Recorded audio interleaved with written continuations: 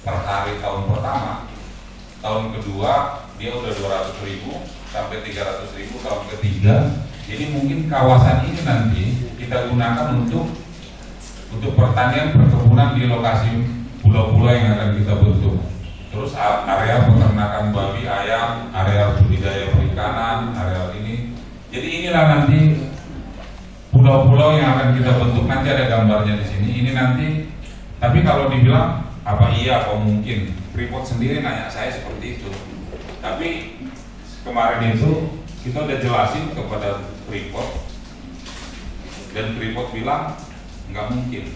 Tapi setelah saya presentasikan dengan Freeport, alat-alat kita semuanya yang dimiliki oleh partner kita, seperti waktu mereka bikin PIK Pantai Indah Kapuk di Jakarta, itu kan mereka buat itu dredgingnya apa semuanya, peralatannya masih ada di sana semua, tinggal dikirim ke sini, jadi itu bisa action Pak, cepat. Dan ini nanti bisa jadi kalau menurut mereka tailing ini kalau diolah Pak, hasilnya itu tanahnya itu sangat subur, jadi bisa nanam macam-macam nanti. Makanya kita buat beberapa pulau, kira-kira seperti ini Pak. Lanjut. Nah itulah pulau-pulau yang akan kita bentuk di muara nanti Pak. Jadi di sini ada mungkin nggak kebaca dari ujung Pak ya. Nah inilah kira-kira pulau-pulau nanti yang kita bentuk dari 5 miliar ton tailing tadi Pak. Nah mungkin ini nanti perlu studi yang lebih detail, tapi supaya kita perlihatkan nanti ke pemerintah bahwa tambang mineral Papua ini di bawah provinsi Papua Tengah dia udah memulai gitu. Jadi akibatnya nanti seluruh pulau-pulau ini kalau nanti contoh studinya itu udah jadi, orang melihat semuanya, sehingga kita nanti amdal kita apa semuanya mungkin lebih cepat karena lihat kita udah kerja. Kan selama ini orang kan ngurus-ngurus, tapi habis itu nanti cari-cari investor nggak jadi-jadi juga. Nah kita investor dulu masuk, kita jadiin dulu satu pulau, itu tadi buat studi tadi, baru dari situ nanti bertahap 1, 2, 3, 4, 5, 6, 7 rencana kita ini secepatnya kita lakukan. Dilanjut. Nah inilah jenis tanaman nanti yang kita tanam di sana Pak. Untuk sementara nanti sebagai percontohan nanti kita lihat subur enggak mereka ini. Tapi kalau menurut penelitiannya pihak investor bisa katanya. Lanjut.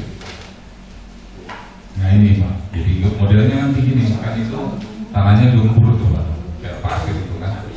Itu nanti begitu Pak modelnya. Silakan. Aduh minta maaf, sudah ada Pak, saya ini mulut. Iya. Suara besar jadi saya pikir tidak perlu pakai mic. Ya. Saya Luther Pembugau dari Dinas Penanaman Modal dan Pelayanan Terpadu Satu Pintu. Saya mau tanyakan tuh ini pekerjaan atau kegiatan mulia.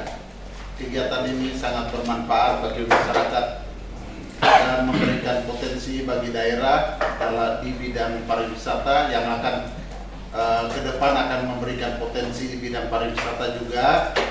Ini kegiatan yang positif sekali. Tapi hanya saya mau tanyakan tuh anggaran yang dipakai nanti sumber dananya dari mana Pak? Dari Provinsi Papua atau dari PT Freeport atau Bapak sendiri, anggaran Bapak sendiri punya? Terus nanti terus tenaga kerjanya dari mana gitu Bapak? Terima kasih. Baik Pak. Satu dulu aja Pak. Waktu kita kan banyak ya Pak ya. Jadi itu pertanyaan yang luar biasa Pak. Jadi kebetulan kami PT Tambang Mineral Papua ini sampai saat ini kalau jujur Pak, kita belum digaji 1 tahun ini Pak. Terus yang kedua, setoran modal dari Pemda juga belum ada. Saya waktu itu ditantang sama Pak Borai, Pak Polman bisa nggak menjalankan ini bukan seperti yang biasa, karena orang datang ke Papua biasanya mau nyari duit. Pak Polman bisa nggak menjalankan ini tanpa ada duit? karena ini kalau BUMD ini benar-benar kita bentuk, berarti harus disetujui dengan DPR, harus ada setoran modal apa segala macam. Nah untuk proses itu Pak Polman nanti mungkin bisa 1 tahun 2 tahun belum jadi. Jadi pengalaman saya kata Pak Borai, kalau bisa Pak Polman jalan dulu secara terstruktur, secara efisien. Akhirnya saya jalankan Pak. Akhirnya saya buatlah studi tadi, saya minta ke gubernur penugasan, saya minta tolong ya kasarnya di awal ini saya pengemis ke konglomeratnya, pengemisnya ke freeport-nya. Terus saya pikir biar kuat Pemda ngasih surat, kalau misalnya surat dari Pemda ini nanti keluar penugasan ke saya seperti yang saya minta Pak, saya udah minta tolong ke konglomerat. Ini groundbreaking kalau bisa bulan Agustus supaya jangan ngomong doang. Nah si investor ini katanya oke, asal ada surat penugasan dari gubernur. Jadi ini sebenarnya kayak main catur sekarang. Jadi saya datang pun hari ini ke sini hanya mau sosialisasi supaya bapak-bapak paham. Karena yang pernah lakukan riset ini itu kan dari berbagai kementerian, ada dari Dinas PU itu kalau nggak salah kita riset tentang pemanfaatan batako, dan kita pernah juga riset penelitian tentang pabrik semen, batako, keramik, sudah pernah kita keluarkan lisensinya. Nah, cuma yang kita harapkan pengelolaan dan pemanfaatan dalam jumlah yang besar. Freeport mengirim 100.000 atau 700.000 ke Kaimana sama di Merauke saja dia sudah bicara sampai bertubi-tubi. Padahal produksinya dia itu 250.000 ton per tahun. 97%-nya itu jadi Thailand, hanya 3% yang jadi konsentrat. Nah itu yang mungkin menjadi catatan kita bahwa kalau ada yang bisa kelola sampai jutaan kubik, itu target kita di sini 12 juta kubik dalam tahun. Jadi 12 juta kubik ya luar biasa besar. Saya pernah ditambang, alat saya itu hampir 50 unit, itu hanya target produksi kita 1 juta kubik per tahun. Nah ini yang makanya luar biasa besar investasinya, dan saya pikir alatnya juga pasti raksasa besar. Jadi cadangan yang ada di Thailand di dalam 23.000 hektar itu ada sekitar 5 miliar kubik kurang lebih selama 56 tahun. Nah itu yang saya pikir kalau produksi Freeport per tahun 37 juta ton, 30 juta kubik atau 30 juta ton per tahun, dia harus kali duanya. Jadi harus sekitar 70 juta kubik per tahun, itu baru dia berkurang. Karena produksi Freeport dengan pengelolaan Thailand harus pengelolaan Thailand lebih besar dari produksi. Itu baru Thailand itu bisa berkurang. Kalau tidak dia mengisi dulu sampai 2041. Nah itu yang kita harap bahwa kalau produksinya bisa meningkat untuk pengelolaan Thailand, itu yang bisa seimbang. Bahkan kemarin kalau kita target produksi sama dengan Freeport, itu 100 tahun Thailand itu nggak berkurang. 100 tahun nggak berkurang.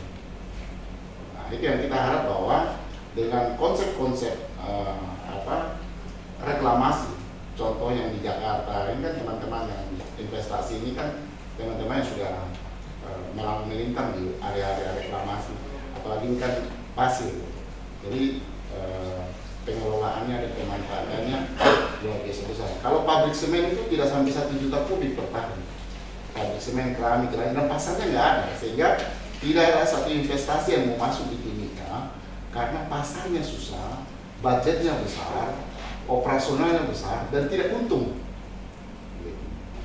Itu penting. Di Permen LHK nomor 6 tahun 2021 di situ sudah ada tentang pemanfaatan limbah bahan berbahaya, itu bisa dipakai.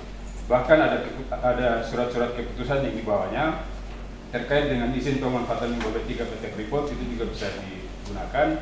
Ada juga keputusan bersama Menlh, PUPR dan Menteri BUMN nomor 780/2009 tentang kebijakan pemanfaatan PLN PT FI. Nah, tapi kita akan kembali ke awal. Tapi kalau bisa, hal ini bisa jalan secara berbarengan atau bersamaan. Karena studi kelayakan bisa dilakukan dan studi kajian amdal juga bisa dilakukan. Sehingga kita semua yang ada di belakang perusahaan ini akan tetap ada dan berjalan dalam koridor aturan yang berlaku di daerah. Saya pikir mungkin itu yang bisa saya tambahkan, Pak Sekretaris. Terima kasih. Pemanfaatan tiling dari PT Freeport itu sudah ada aturannya tersendiri, Pak. Jadi itu sebetulnya tertuang di dalam roadmap tadi itu, Mas. Ada 12 langkah untuk 11 langkah untuk pemanfaatan. Ini Di atas. terus halaman 5, Pak.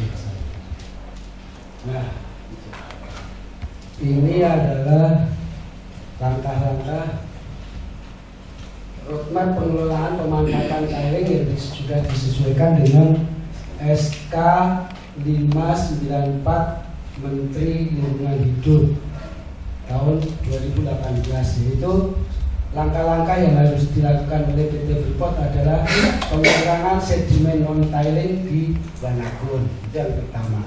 Kemudian pengurangan sedimen non-tiling dari area tambang, ini air limpasan tambang. Biasanya mereka dibuat dulu sebelum melakukan blasting segala macam, sehingga daerah itu bebas saat blasting itu waktu pengambilan ornya. Kemudian pembuatan tanggul melintang cross levee, kemudian kombinasi struktur hidrolik bagi pengambilan tiling, kemudian pengisian ulang. Jadi ada 1 juta ton yang diambil dari tiling dari mil 74 langsung masuk ke tambang bawah tanah, untuk pengisian tambang bawah tanahnya. Kemudian peningkatan retensi tiling dengan beberapa metode. Ini PT Freeport melakukan seperti itu.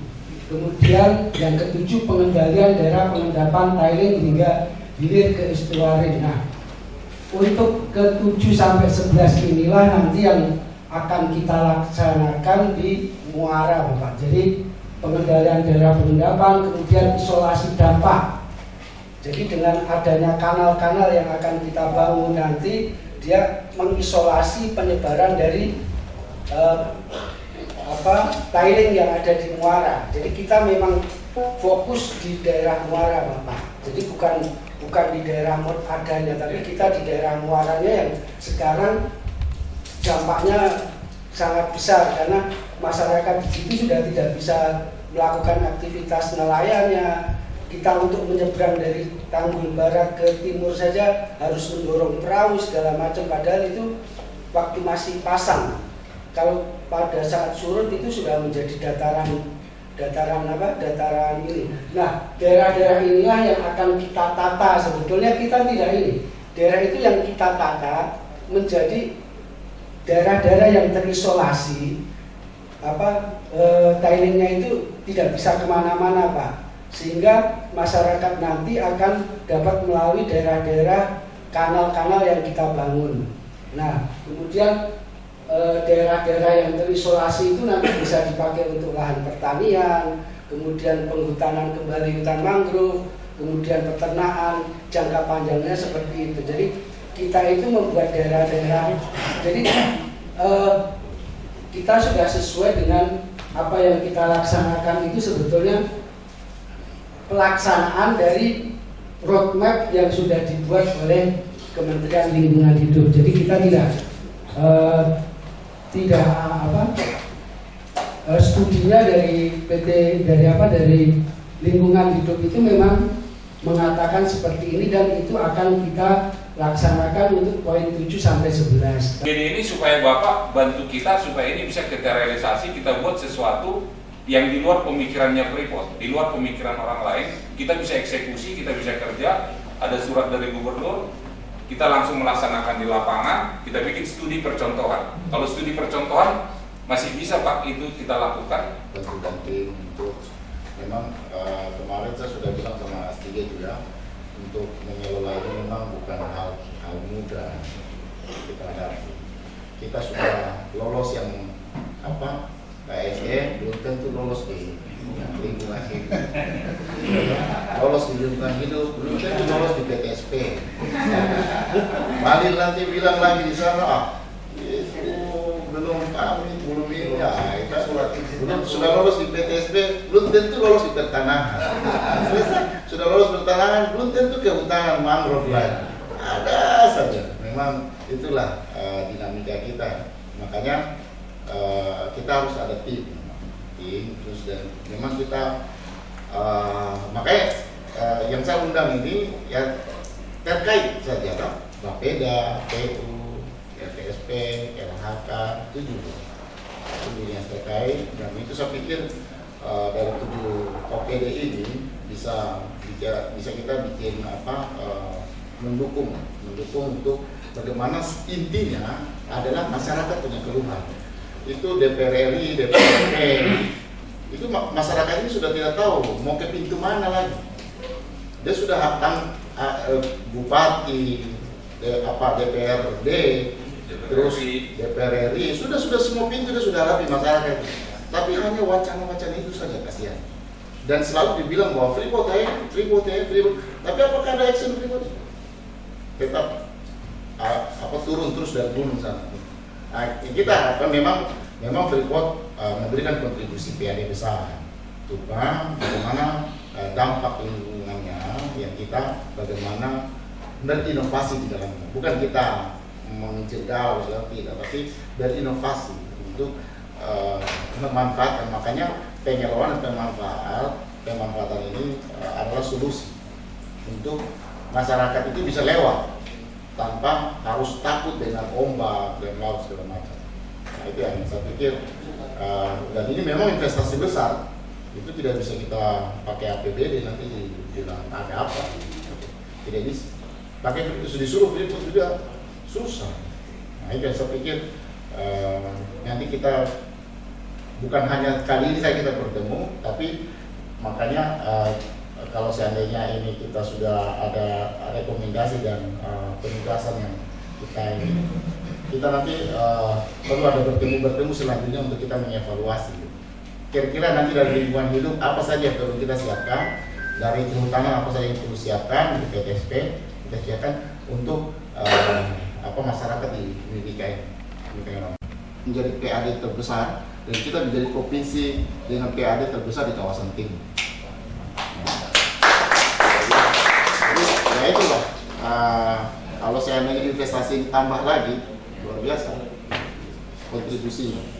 Nah, itu yang saya pikir bahwa makanya teman-teman di Provinsi Papua sampai detik ini belum terima TPP. Kasihan.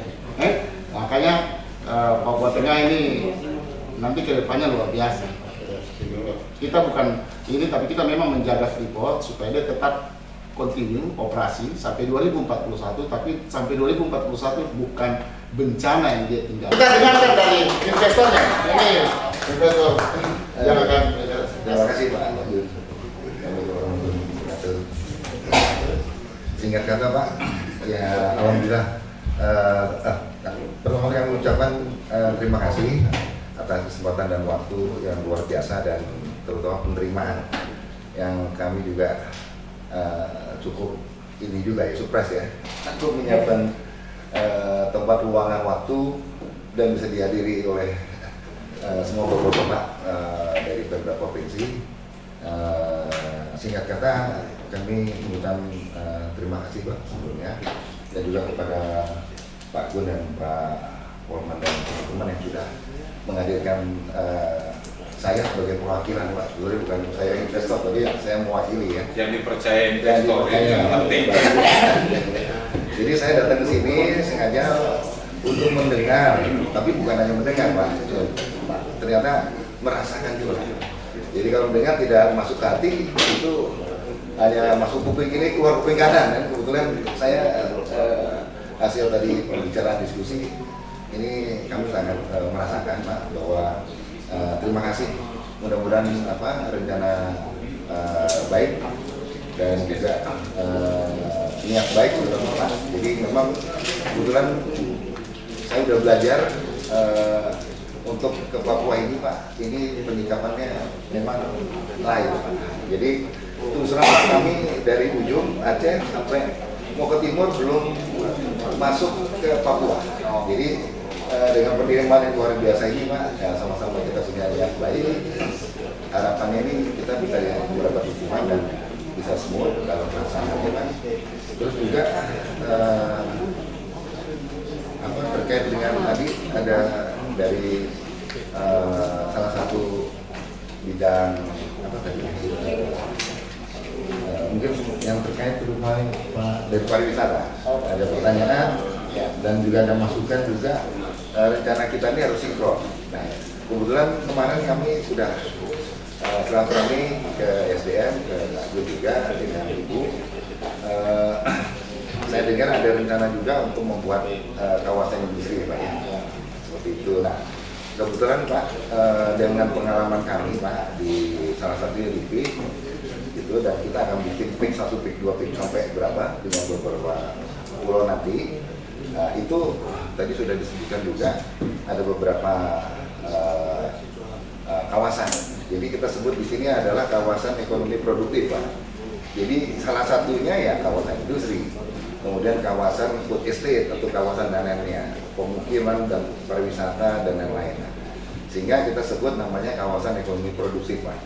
Dan selama ini Pak, kami dengan cek di Indonesia ini yang ada semua rata-rata kawasan ekonomi khusus, jadi khusus Pak, khusus produk khusus itu diberikan fasilitas juga khusus, tapi tidak komprehensif, tidak terpadu. Yang harapannya karena di sini ternyata dengan 28.000 hektar yang harapannya Pak ya, dengan menyerap 5 miliar kubik itu kita bisa ambil dengan step by stepnya, dengan dimulai dari satu pulau yang menghubungkan kanal dari menghubungkan Tanggul Barat ke Timur, sudah kita buktikan, baru itu kita jadikan model Pak untuk ke yang lainnya.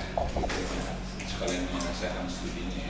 Sekarang kita menyelesaikan final untuk studinya Pak, karena studinya itu juga banyak yang terkait ya, hal-hal yang terkait, dan untuk singkat kata kita buktikan dulu, baru kita selesaikan izin-izin studi yang izin-izin yang harus kita pegang dulu. Bekerja dengan jujur. Kita akan melihat tanda heran satu kepada tanda heran yang lain. Banyak sekali saya punya dirut sudah cerita tadi. Kami kerja ini tuh, maaf sekali, bahasa kasar saya harus bicara. Saya pakai uang pribadi, harus terbang dari Wamena, Jayapura, Jakarta, pulang pergi untuk pertemuan-pertemuan. Jadi selama ini kita kerja sendiri, tapi saya tahu kita kerja untuk tanah ini. Saya kerja di atas saya negeri sendiri. Bagaimana kita jadi tuan di negeri sendiri? Dan saya orang pertama yang akan berbicara bagaimana saya punya keluarga, saya punya masyarakat akan menikmati itu. Dan kita kerja, kita merekrut, kita kalau boleh 100% Bapak untuk kita punya, kecuali yang teknik di dalam.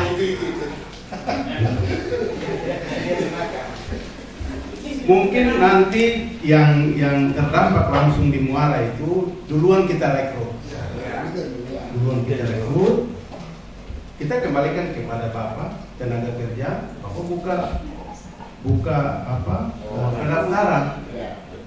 Ada kriteria di situ, lowongan di situ. Kita tinggal tampung saja dari Bapak tenaga kerja itu. Ya. Mungkin itu dari kami. Saya direkturnya. Itu satu. Kedua, kami punya program. Kita akan melakukan pelatihan seperti yang tadi Bapak sampaikan BLK di Sorong. Yang kita buat bukan begitu. Kita buat di Nabire, buat di Timika, buat di Paniai, buat di Dobiai. Buat saya punya saudara-saudara yang belum punya pengalaman bagian itu, mau di bengkel kah, sampai di warung kah, mau bikin kafe kah, bagian ini kita akan bina. Bagaimana kita jadi tuan di negeri sendiri? Seperti itu program besar nanti ke depan setelah barang ini jalan. Mungkin itu Bapak. Terima kasih.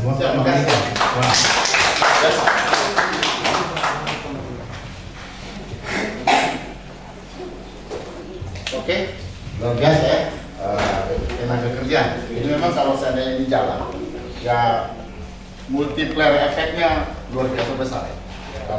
Kalau seandainya dia bisa produksi dan kapal-kapalnya bisa merapat besar itu, ya bisa ribuan. itu bisa ratusan sampai ribuan pekerja yang kita bisa rekrut. Nah, itu yang saya pikir bahwa dengan begitu kan perputaran duit bukan ada di Papua Tengah. Perekonomian kita bisa berubah. Nah, itu yang ini multiplier efek itu yang kita harapkan. Makanya kemarin kalau seandainya ini bisa jalan, hal pertama yang kita harapkan adalah kemarin saya dengar informasi Bahlil mau pindahkan rencana pembangunan smelter itu yang dari Timika ke Papua. Padahal kita ada waktu itu saya kan dari provinsi, kita sudah mencanangkan bahwa smelter itu di Timika. Kenapa? Karena dekat dengan mulut tambang. Harusnya smelter di Timika. Di dunia ini smelter yang ada jauh dari mulut tambang itu hanya ada di Papua saja. Tambangnya di Papua, smelternya di Sulawesi. Itu miris sekali. Aman Mineral bangun smelternya di mulut tambang. Konawe, tambang nikel yang ada di Sulawesi, itu smelternya sampai 6. Di Maluku Utara, itu rencana pembangunan smelter, itu juga pun tambang nikelnya di mulut tambang. Makanya kita harapkan bahwa di Papua harus ada smelter. Makanya kita lagi genjot bahwa alat dukung untuk pembangunan smelter adalah listrik. Kita punya PLTA yang kapasitas 500.000 sampai 600.000 megawatt. Itu air terjunnya Urumuka. Kalau jadi itu dari stasiun 1 sampai 6 itu besar sekali. Makanya investasi yang kita sudah pernah hitung nilai investasinya juga.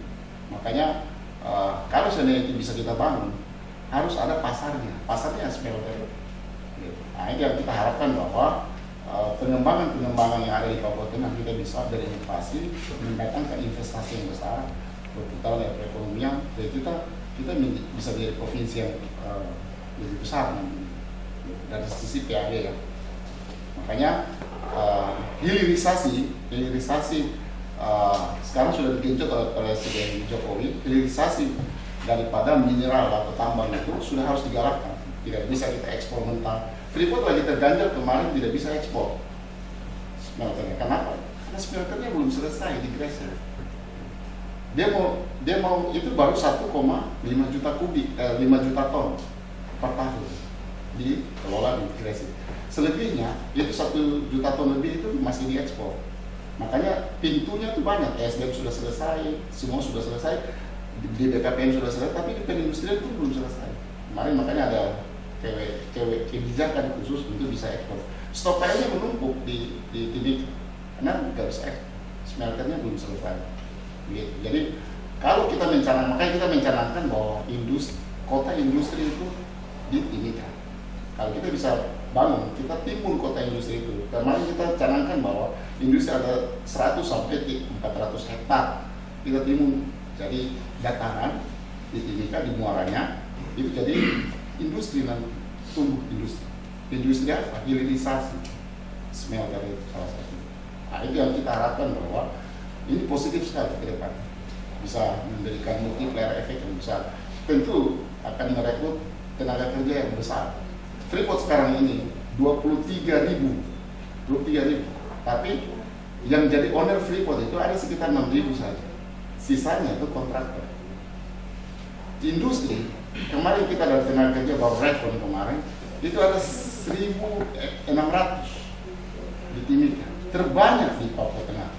Makanya kalau kita bisa bikin kota industri di Timika, industri apa sih bisa dibangun? Cuma kita siapkan adalah power listriknya. Kalau kita sudah siapkan listriknya pakai PLTA itu bisa investasi masal. Mungkin begitu dari kami alamin. Forum kita fokus grup diskusi rencana pengelolaan dan pemanfaatan endapan air PT FI dengan target produksi 12 juta kubik per tahun. Saya nyatakan ditutup dengan resmi. Terima kasih atas kedatangannya, terima kasih atas kehadirannya, terima kasih atas saran masukannya. Ya.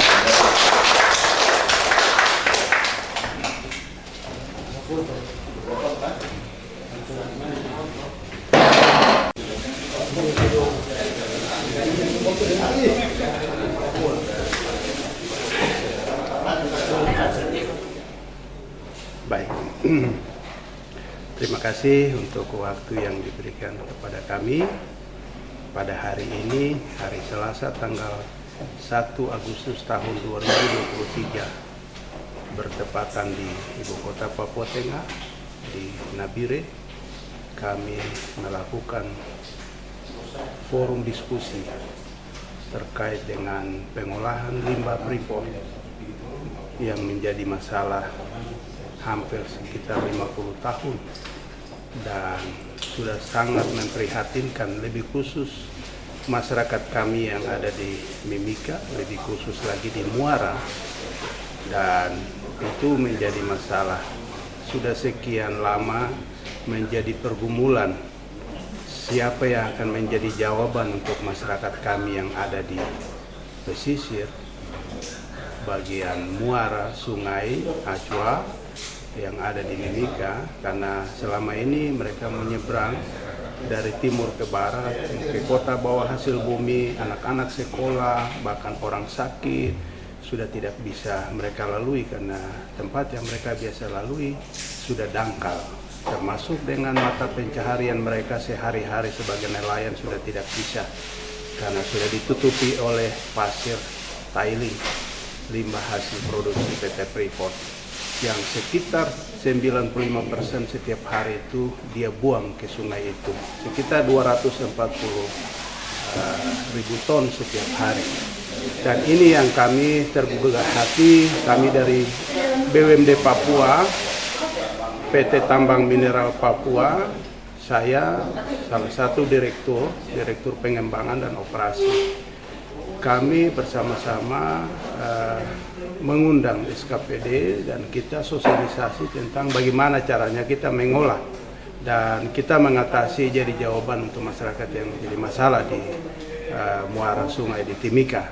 Dan puji Tuhan hari ini respon baik dari pemerintah Provinsi Papua Tengah, dalam hal ini Ibu PJ Gubernur dan jajaran SKPD, dan memberikan kami spirit dan memberikan kami dukungan sehingga kami bisa maju. Tanpa pemerintah daerah kami tidak ada apa-apanya. Tapi jujur kami inisiatif, kami jalan sendiri untuk mencari investor, sehingga investor juga kami sudah sama-sama dan kita mau kerja. Dan kita kerja di atas negeri kami, bagaimana kita jadi jawaban untuk warga kami, lebih khusus ada di muara sungai di Mimika yang menjadi masalah itu. Sehingga keterlibatan dari semua stakeholder pemerintah, masyarakat, LSM, tokoh gereja, tokoh masyarakat, tokoh adat, tokoh pemuda, tokoh perempuan, kami mengharapkan keterlibatan sehingga kami sama-sama bisa mengatasi masalah ini. Limbah ini setelah hasil penelitian bahwa limbah ini bisa dialihfungsikan, bisa digunakan sebagai lahan-lahan produktif yang mana bisa digunakan sebagai lahan pertanian, perkebunan. Di situ bisa gunakan hal-hal positif yang lain. Yang tadinya orang menganggap bahwa ini limbah B3 beracun. Setelah lewat beberapa tahapan penelitian, sebenarnya ini sudah bukan B3 lagi. Nah, itu yang kita dari pemerintah daerah, dalam hal ini kami BUMD PT Tambang Mineral Papua menggandeng investor untuk sama-sama kita bisa mengolah sehingga itu bisa bermanfaat bagi lingkungan, bagi masyarakat. Yang pertama. Yang kedua, kita juga mengharapkan dengan hadirnya kegiatan ini kami bisa merekrut tenaga kerja dari putra-putra daerah di Papua Tengah lebih khusus dan di Mimika untuk sama-sama kita bekerja di atas tempat kita sendiri. Kita buka lapangan kerja untuk saudara-saudara kita yang belum mendapatkan kesempatan untuk bekerja. Mungkin itu yang kami bisa dapat sampaikan. Kami mohon dukungan doa, kami mohon partisipasi, kami mohon masukan, koreksi, dukungan, doa, sehingga pekerjaan ini bisa kami sama-sama jalan. Tanpa Bapak Ibu, tanpa masyarakat, tanpa pemerintah, kami sendiri tidak bisa. Mungkin itu yang bisa dapat kami sampaikan. Terima kasih untuk perhatiannya. Tuhan memberkati. Shalom.